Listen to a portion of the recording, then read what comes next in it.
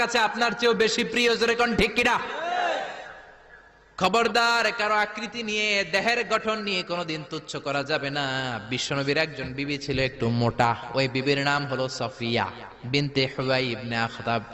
বিশ্বনবীর একমাত্র কুমারী বউ আয়েশা একদিন ঝগড়া লেগে বিশ্বনবীর কাছে এসে বলল, আপনার মুটকি বউ সফিয়া, মুটি আপনার মুটি বউ, মুটকি বউ সফিয়া।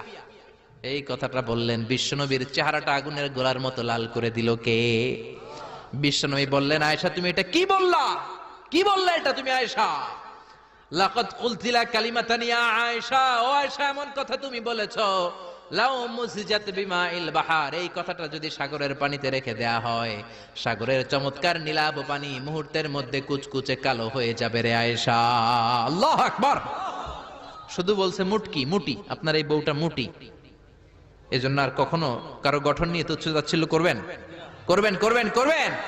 এজন্য আল্লাহ বললেন, খবরদার, গঠন আকৃতি নিয়ে তুচ্ছ করো না। এরপর আল্লাহ বললেন, ওয়ালা তালমিজু আনফুসাকুম, তোমরা নিজেদের বদনাম করো না, নিজেদের দোষারোপ করো না, অন্যের দোষ খোঁজো না। একদল আছে নিজের কোনো দোষ খোঁজে না, অন্যের দোষ খুঁজে বেড়ায়, আছে না নাই? এজন্য আল্লাহ বললেন, এদের উপর ধ্বংস। ওয়াইলুল কুল্লি হুমাযাতিল লুমাজা, খালি দোষ খোঁজে। এই লোকটার হাঁটা একটু সমস্যা, ওটার বসায় সমস্যা, ওর চুলের সমস্যা, ওর এটা সমস্যা, তোর কোনটায় সমস্যা বেটা? ওর এই সমস্যা, তোমার কোনটায় সমস্যা? এজন্য নিজের সমস্যা খুঁজবেন, অন্যের পিছে লাগবেন। মনে রাখবেন, আপনার স্রষ্টার দেয়া সবচেয়ে দামি বিষয় হলো সময়।